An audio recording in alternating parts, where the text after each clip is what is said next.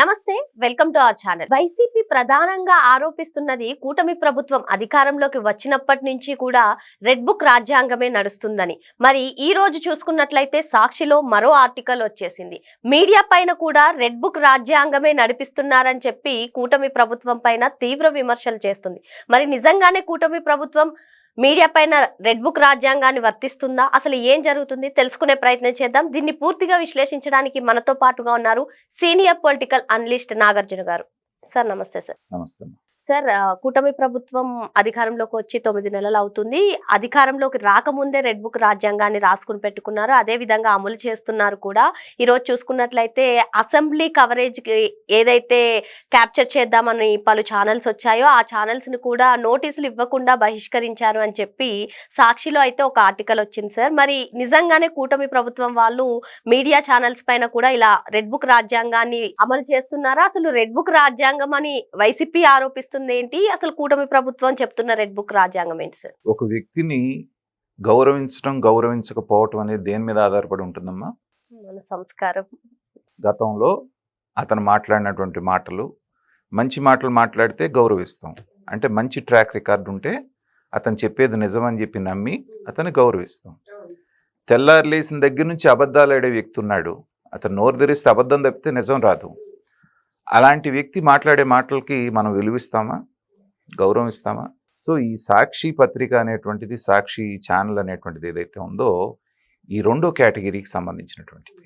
మీరు ఎన్ని అబద్ధాలు ఆడి, ఎన్ని ఎలివేషన్లు వేసి, ఎన్ని రకాలుగా జగన్మోహన్ రెడ్డి గారిని 175కి 175 గెలిపిద్దామని చూసినా చివరికి ఫలితం ఏమైంది? 11 దగ్గరికి వచ్చాగింది, 151 దగ్గర నుంచి. అంటే ప్రజలు మీరు చెప్పినటువంటివి మాటలన్నీ, రాసినటువంటి రాతలన్నీ కూడా అబద్ధాలు అని బలంగా నమ్మారు కాబట్టే ఈ పరిస్థితి వచ్చింది. నిజంగా వాళ్ళు చెప్పిందే నిజమని కనుక నమ్ముంటే మరి 175కి 175 కాకపోయినా కనీసం ఆ 151కి తగ్గకుండానే గెలిపించాలిగా. కాబట్టి ఒక్క మాటలోనే తేలిపోయింది దాని యొక్క నిజాయితీ ఎంత అనేటువంటిది, దాన్ని ప్రజలు ఎంతగా నమ్ముతున్నారనేటువంటిది నెంబర్ 1. అసలు దాని పుట్టుక ఎలా వచ్చింది? మనం ఇప్పుడు దాని గురించి మాట్లాడుకోబోయేటప్పుడు అసలు దాని పుట్టు పూర్వోత్తరాలు ఏంటో కూడా మాట్లాడుకోవాలి కదా. 2004లో ముఖ్యమంత్రి కాకముందు ఇల్లు గడవటానికి నాకు కష్టంగా ఉంది కాబట్టి నా ఇల్లు రెగ్యులరైజ్ చేస్తే నేను అమ్ముకుంటానని ప్రభుత్వానికి దరఖాస్తు పెట్టుకున్నటువంటి రాజశేఖర రెడ్డి గారి దగ్గర నుంచి ఆయన అధికారంలోకి వచ్చిన కొద్ది సంవత్సరాల్లోనే కోట్ల రూపాయలు ఖర్చు పెట్టి ఈ ఛానల్, ఈ మీడియా సంస్థని ఇచ్చేసేటువంటి డబ్బు ఎక్కడి నుంచి వచ్చింది? మేమందరం కూడా వ్యాపారాల్లోనే ఉన్నాం. ఓ 30 సంవత్సరాలు 30 పైన మేము కష్టపడితే ఇవాళ ఏదో ఒక దీనికి వచ్చాం. ఇన్నాళ్ళు కష్టపడాల్సి వచ్చింది మేము. మరి ఓవర్ నైట్లో 1 సంవత్సరం 2 సంవత్సరాల్లోనే ఛానల్స్ పెట్టి విపరీతమైనటువంటి సంపాదన ఎక్కడి నుంచి వచ్చిందంటే అక్రమ సంపాదన. ఆ అక్రమ సంపాదన నుంచి పుట్టినటువంటి ఈ యొక్క ఛానల్స్ కానీ, మీడియా పేపర్ కానీ దాన్ని అది అక్రమ సంతానం కిందకే వస్తుంది. కాబట్టి దాని బుద్ధిని అది మొట్టమొదటి నుంచి బయట పెట్టుకుంటూనే వస్తుంది. ఏదైతే నిజం ఉన్నదో దానికి వ్యతిరేకంగా రాయటం అనేటువంటిదే ధ్యేయంగా పెట్టుకున్నటువంటి సంస్థ ఈ సాక్షి అనేటువంటిది.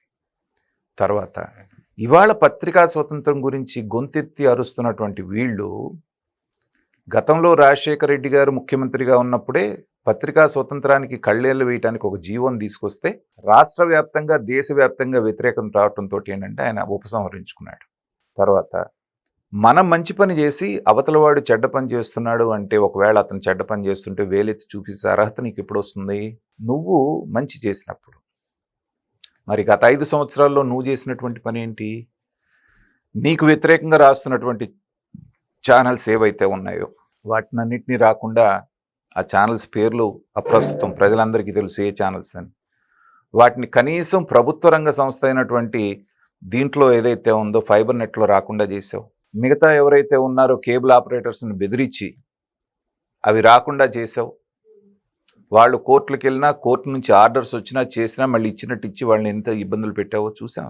అయినప్పటికీ చంద్రబాబు నాయుడు గారి ప్రభుత్వం రాగానే మీరందరూ సాక్షిని, మిగతా వత్తాసు పలుకుతున్న 2-3 ఛానల్స్ని పీకేయమని ఎవరికి చెప్పలా.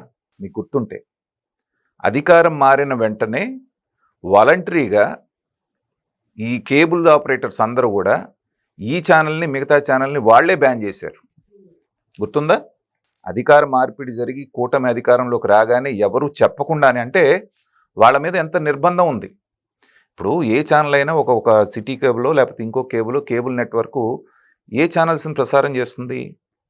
ప్రజలు ఎక్కువగా కోరుకునేటువంటి ఛానల్ని చూస్తుంది. సో ప్రజాదరణ కలిగినటువంటి ఛానల్స్ నువ్వు ఇవ్వద్దు అని బలవంతంగా వాళ్ళ మీద నిర్బంధం పెట్టి వాళ్ళ ఉపాధిని దెబ్బతీసినట్టుగా ఒక రకంగా.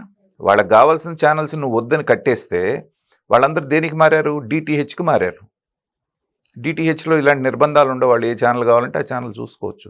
వాళ్ళ దగ్గర నోటికాడ కూడు తీసావు కాబట్టే ప్రభుత్వం మారిన వెంటనే ఎవరు చెప్పకుండానే నీ ఛానల్స్ అన్నింటినీ వాళ్ళు బ్యాన్ చేశారు. ఇవాళకి కూడా చాలా చోట్ల రావట్లేదు. అంటే నువ్వు చేసినటువంటి చర్యకి ప్రతి చర్య అది వచ్చింది. ఇవాళ వరకు ప్రభుత్వం వచ్చిన తర్వాత 7-8 నెలల వరకు కూడా మిమ్మల్ని అలౌ చేయటం అనేటువంటిదే గొప్ప విషయం. మీరు అడ్డమైన రాతలు రాస్తున్నప్పటికీ కూడా మీ మీద చర్యలు తీసుకోకుండా ఉండటమే గొప్ప విషయం. ప్రతిదీ మీరు రాసేది అబద్ధమే కదా. మీ బాబాయిని ఎవరు చంపారు అనేటువంటిది ప్రపంచం అంతా తెలుసు. ముందు దాన్ని గుండెపోతున్నారు, తర్వాత హత్య అన్నారు.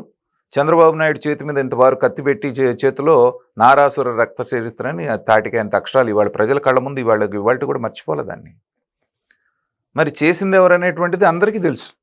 ఆ రోజున ఈ పత్రికను మోతేయించుంటే ఇవాళ ఈ పరిస్థితి వచ్చేది కాదు.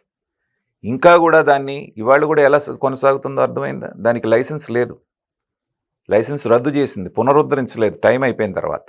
టెక్నికల్ పాయింట్ మీద కోర్టుల్ని బతిమలాడుకొని అడుక్కొని ఉద్యోగస్తులతోటి పిటిషన్ వేయించి, అయ్యా మీరు కనుక మమ్మల్ని తీసేస్తే మా బతుకు లేదని చెప్పేసిన ఉద్యోగస్తులతోటి వాళ్ళతో వేయించి ఆ దయతోటి కోర్టుల యొక్క దయతో బతుకుతున్నటువంటి సంస్థ అది. అంటే అది కూడా అక్రమంగానే బతుకుతుంది. లైసెన్స్ పునరుద్ధరించలేదు, దానికి లైసెన్స్ లేదు. అయినా ఉద్యోగులను అడ్డు పెట్టుకొని వాళ్ళ యొక్క సానుభూతి మీద నడుస్తున్నటువంటి సంస్థ కూడా నీతులు వాటిని బ్యాన్ చేశారని చెప్పేసి వీళ్ళు బాధపడటువంటి ఏంటంటే, హిందువులు బలంగా నమ్మేటువంటి సిద్ధాంతం ఏంటంటే కర్మ సిద్ధాంతం అని ఒకటి ఉంటుంది. మనం ఏ పని చేస్తామో ఆ పని వడ్డీతో సహా మామూలుగా రాదు. అది 5 సంవత్సరాలు 6 సంవత్సరాలు 7 సంవత్సరాలు ఆగి వెనక్కి వస్తుందంటే వడ్డీని కలుపుకొని వస్తుంది అది. సో ఇవాళ నువ్వు ఏదైతే చర్య చేశావో ఆ చర్యకి ప్రతి చర్య ఇవాళ నడుస్తోంది.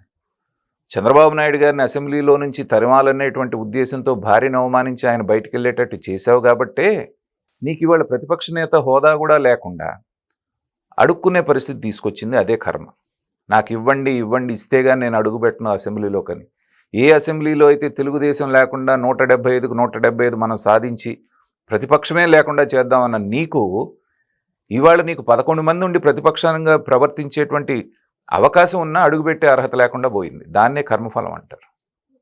కాబట్టి రాజకీయ నాయకులందరూ కూడా నేర్చుకోవాల్సింది ఏంటంటే, అధికారంలో ఉన్నప్పుడే ప్రతిపక్షంలో ఉన్నప్పుడు కంటే కూడా చాలా జాగ్రత్తగా ఉండాలి, విఘ్నతతో బాధ్యతతో ప్రవర్తించాలి. అలా కాకుండా అడ్డగోలుగా ప్రవర్తించి ఇవాళ చేతులు గాలిన తర్వాత ఆకులు పట్టుకున్నట్టుగా ఆ రోజు నువ్వు చేసిన నీ కింద ఉన్నటువంటి గురిగింజ కింద నలుపును మర్చిపోయినట్టుగా మర్చిపోయి ఇవాళ అన్యాయం జరుగుతున్నట్టు రంకెలేసి బాధపడితే ప్రజలు నవ్వుకుంటున్నారు. వెంటనే వాళ్ళకి గుర్తొచ్చింది, ఆ రోజు నువ్వేం చేసావయ్యా, బాగా ఇందులో వీళ్ళకి ఇంకా కావాలంటున్నారు. ఇది మర్చిపోతే మనుగడ ఉండదు. ఇప్పటికైనా వాళ్ళని వాళ్ళు కరెక్ట్ చేసుకొని ప్రజల మన్నన ఎలా పొందాలి? జరిగిన తప్పు జరిగిపోయింది, మేము మారాము, తప్పులు తెలుసుకున్నాము, ప్రభుత్వం మీద గట్టిగా పోరాటం చేస్తాం మేమని జరిగింది జరిగినట్టుగా చూపించి జరిగినట్టుగా రాస్తే ప్రజలు క్షమిస్తారు ఎప్పటికైనా. ఆ పందాలో పోకుండా తప్పులే మరీ చేస్తూ పోతున్నప్పుడు ఏంటంటే ఎవరు కూడా వాళ్ళని ఏమీ చేయలేరు, ఇంకా పతనం అయిపోతారు. మరి ఎవరిని కూడా కర్మఫలం అనేది వదలదని చెప్పి సార్ చెప్తున్నారు. Thank you sir.